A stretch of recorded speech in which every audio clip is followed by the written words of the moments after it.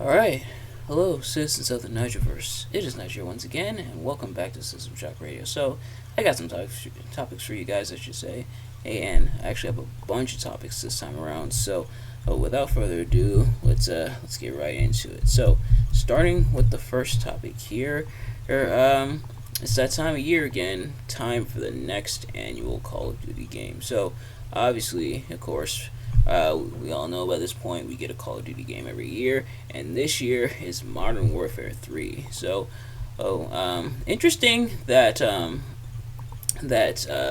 Activision is not going to go. It's interesting that Activision is going right from Modern Warfare 2, which came out last year, to Modern Warfare 3 instead of having some titles in between, such as like a Black Ops or a World War II or a different type of Call of Duty. Nope, it's going right from Modern Warfare 2 to Modern Warfare 3. And some stuff announced early for it. For starters, there's pretty much, as to be expected with a lot of other Call of Duty games, pretty much a lot of stuff's going to be similar, which is kind of a given. But we do have some new stuff. It's, according to the wiki here, it says, in addition to linear missions, the game's campaign will feature open combat missions, allowing players to freely choose how they want to approach their objectives. So we saw something similar with this back in Black Ops Cold War, or in certain missions where especially with like the flashback scenes with Bell, where you were able to like kind of veer off the course you're supposed to go on, and you unlocked little Easter eggs. So it looks like that's going to be a full-fledged mechanic this time around in this game, as in and absolutely expected in this game. And then it also says here, in multiplayer, all 16 maps from Call of Duty Modern Warfare 2, the 2009 edition, will be available at launch, which is, I imagine, got to trip people up, which is why they have the Roman numerals this time around for the Modern Warfare games. It says the ability to vote for the next map will return, and player health will be increased for longer time to kill, aka TTK.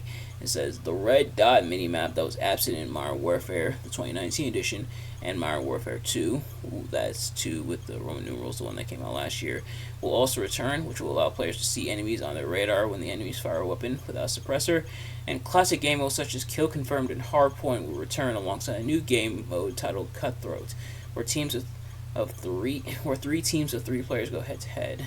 And it says, in addition, the Ground War mode also returns to dedicated maps as well as War mode, last seen in Call of Duty World War II. And 12 new multiplayer maps have been confirmed to release post-launch.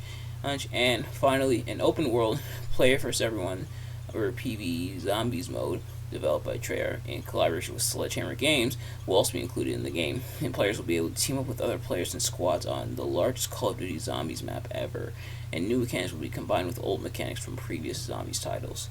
So like I said, pretty much some of the old stuff mixed in with one or two new things for the game, which will likely be interesting. Now, I've heard some people be kind of mixed about Call of Duty, whether or not they'll pick it up this year. Will I be picking it up this year? Honestly, probably, but I probably won't. But I probably won't like pre-order or anything. It's very rare that I find myself pre-ordering games, and I don't think this is one of them. But in terms of the story, it's gonna, like I said, with it going straight from Modern Warfare 2 to Modern Warfare 3, the story is gonna follow suit with Task Force 141 now confronting Makarov, a major villain in the Call of Duty lore, or someone who in the original Modern Warfare made Task Force 141's life a living hell, and pretty much killing off all the Task Force members except for Captain Price. Will anybody actually die this time around? Everybody from Task Force 141 in the new Call of Duty has survived up to this point. And so will they continue that? Will people die off? We're gonna find out, I guess. But I am interested. Like I said, a lot of the stuff is probably gonna be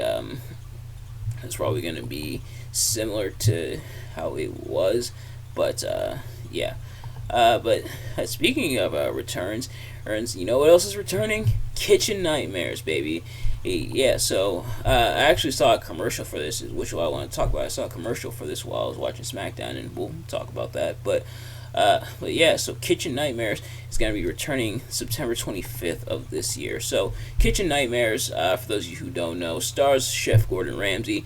He pretty much trying to go to failing restaurants and try to revitalize them and improve them, such as improving the menu, improving the kitchen, and cleaning up the kitchen, stuff like that, at improving management and outlook and stuff like that, or sometimes all of the above, or sometimes like a combination of stuff. And the original one ended 10 years ago, and it actually ended because Chef Ramsay, he started to get physically ill because of not just the terrible food he was eating, but also going into the dirty kitchens, especially not wearing gloves. Chef Ramsay, if you're watching this, which you probably aren't, if you're watching this, please wear gloves this time around when you're going into the kitchen. Like, hey, we care about you, man. We don't want you to get super sick or anything like that. But yeah, I'm excited. I'm interested. So I might have to binge some old school Kitchen Nightmares, which those are fascinating to see for both the right and the wrong reasons. Pretty much to see like how dirty and disgusting a lot of the kitchens can be, and to see how just disjointed a lot of the establishments are, and kind of it may turn you away from like restaurants and stuff like that, which is understandable. Well, some of the stuff you've seen there. Here, but now we move from the good news to the bad news, as the Xbox 360, his online store is set to be shut down. So I'm gonna look up exactly when it's being shut down, but it is being shut down now. Oh, admittedly, I'm not someone who had too much attachment to it because I didn't grow up with an Xbox. But I know a lot of people are upset about it, and so yeah, it's closing in July of 2024. So you still have some time. I'm a little less than a year, but I know a lot of people grew up with Xbox 360 and being able to download titles and stuff from there. Continuing in the trend of online video game stores shutting down, online video game stores shutting down, such as the Nintendo Wii shop and stuff like that. And so, yep, RIP to the Xbox marketplace there. And I imagine the games you already downloaded, you will probably be able to keep. You just won't be able to buy new ones, similar to how they shut down like the Wii shop or like the PlayStation 3 store. But yeah, so RIP to the Xbox 360 marketplace. But next I want to talk about is that Red Dead Redemption has officially been ported. Not remastered, not rebooted, but ported. AKA, they just took the original game and just slapped it on newer consoles such as the PS4, PS5, and the Nintendo Switch. And people aren't too thrilled about it. Especially because it has a $50 price tag, which people are pretty upset about. Oh, $50! You expect at least like a remaster. You expect the graphics to be up to date, up to snuff with the current console. Well, and even some remasters are cheaper than that. So the fact that it has the $50 price tag attached with it definitely rubs some people the wrong way.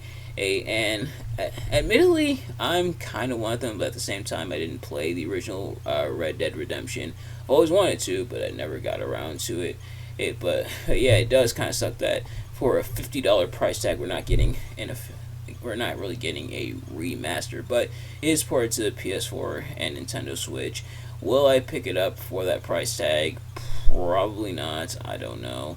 The only reason I'd consider it is because I haven't played it yet. So going my way to play it and finally play it and everything, I'd probably get it for that. But otherwise, I might wait till it goes on sale, honestly. But the next thing I want to talk about is that it seems like it's been official. So tonight on SmackDown, technically yesterday because it's midnight as I'm recording this. It's a little past midnight. Edge seems to be retired. It was rumored for days leading up to this Edge's 25th anniversary. They were celebrating on SmackDown, and Edge facing Sheamus is for the first time ever, which is crazy that was the first time they ever faced off 1-on-1. But Edge facing off against Sheamus, getting the win in Toronto. The WWE was in Toronto for SmackDown and for Raw this week, but Edge being able to go out there and seemingly have his final match. He said it was known that this was the last match on his contract. He said he doesn't know for sure whether or not this will truly be his last match. His trainer said it'll be his last match. So they definitely went all out with celebrating Edge's 25th anniversary. They had a couple video packages, wrestlers doing shout-outs. It sucks they couldn't get one from Christian Cage in AEW, who like they did with John Cena for Bryan Danielson and Chris Jericho, but nevertheless, very emotional, very cool for Edge. And if this is Edge's final match, if this is the last match, and even after the show went off the air, which admittedly the show kind of ended a bit abruptly, like Edge was celebrating and everything, and then they just cut out the feed and it just ended. But afterwards, Edge cut a promo, pretty much celebrating with the fans, saying he probably won't work another calendar year and that this probably was his last match. Which, if that's the case, thank you to Edge for all that you've done. And it was really cool that Edge got to have one more run, and pretty much this time around retire on his own terms, unlike what happened in 2011, where he was forced to retire due to his neck problems and everything. It's really awesome that he got to retire on his own terms and face Sheamus for the first time ever or so. Thank you, Edge. Edge, someone I grew up watching, absolutely despised him. He was such a fantastic heel. And I started watching in 2008. This is around when Edge was World Heavyweight Champion and pretty much running roughshod on Raw, not Raw, on SmackDown, I should say, and him having that romance with Vicky Guerrero. Having La Familia with Chavo and Big Show and I think his name was Bam Neely or something like that. But so that was the Edge I remember. I remember his feud with Rey Mysterio, his feud with The Undertaker, and his feud as well, the little mini feud he had with CM Punk. Edge definitely appreciate his work as a heel. He definitely made you hate him. And then continuing to watch Edge, and I remember being so sad when he retired in 2011, and I remember being so overjoyed when he returned at the Royal Rumble 2020. Like, very few people saw it coming. Like when Edge came out. Not gonna lie, I watched the 2020 Royal Rumble live as it was happening right here in this room, and I'm not someone who cries often, at least not anymore. I used to cry a lot more when I was younger. I don't cry that often anymore, but this one almost got me. He like a wave of like happiness and like excitement and washed over me as Edge returned, and him getting to have one last run, fighting some old foes such as Randy Orton, while fighting some quote-unquote newer talents such as like Roman Reigns and AJ Styles and Seth Rollins. Pretty much a lot of the stars he missed out on while he was out in retirement. And it was cool to see. He started the Judgment Day, and the Judgment Day has grown pretty much without him, and started and they really found their own identity once Edge was kicked out as the leader, but still, like, all the contributions Edge has made, for that, I thank you so much, Edge, and if this is truly it, then thank you for all you've done, and I love and appreciate you, the Rated R superstar, man. So, next thing I want to talk about, I guess it's the perfect time to talk about somebody getting arrested. And so, yes, Cah Wheeler was arrested, and actually he was arrested back on August 3rd, or if I'm not mistaken, and he was arrested on a charge of aggravated assault with it while brandishing a weapon. And apparently he new details, like the news broke today, and more details are emerging about it. Apparently it was a road rage incident, so they're still investigating it. AEW is aware of this, and are looking into it, and pretty much doing their own investigation. So nothing's concrete yet. But the question is, will this affect or how will this affect their match for the AEW World Tag Team titles against the Young Bucks at All In? Apparently tonight, technically, like I said, past midnight. Tonight on Collision, FTR is going to, I'm guessing, address this and figure out what's going on there, whether or not they'll still be defending their titles. MJF defended Cah Wheeler, saying, we all make mistakes, stuff like that. Which, I mean, is kind of the case. Plus, we don't know all the details, but it's really not a good look so far for Cah Wheeler. But nevertheless, yes. So we'll see whether or not they still defend against the Young Bucks. Apparently, Cah Wheeler was not asked to turn in his or surrender his passport, so he will have his passport. So, in theory, he'll likely still be able to travel to London for All In. But we'll see if he's still.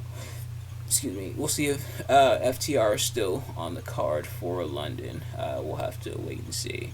But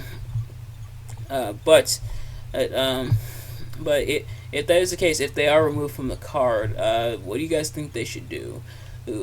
Me personally, I'd probably have the Young Bucks face another team, even have that be for the vacant tag team titles if FTR is forced to vacate the titles. But yeah. So but I don't know. We'll have to wait and see. But the last thing I want to talk about here is a saying, and this is probably a saying you've heard before, is that not everything that glitters is gold. So, what does that mean? Not everything that glitters is gold. Well, pretty much it's about perception.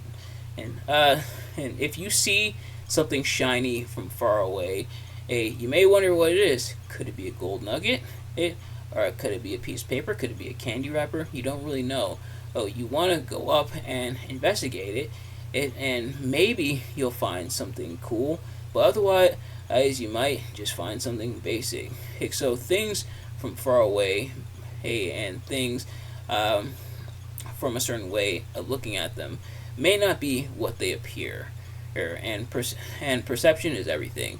Not everything we see is necessarily things that we want or need, if that makes any sense. And sometimes we get caught up in seeing something and thinking it is something when it's actually not that, and it's something entirely else. And granted, you live and learn things like that, but you gotta remember, sometimes our eyes can betray us. As I know, I'm kind of taking it in the literal sense, but also in the metaphorical sense.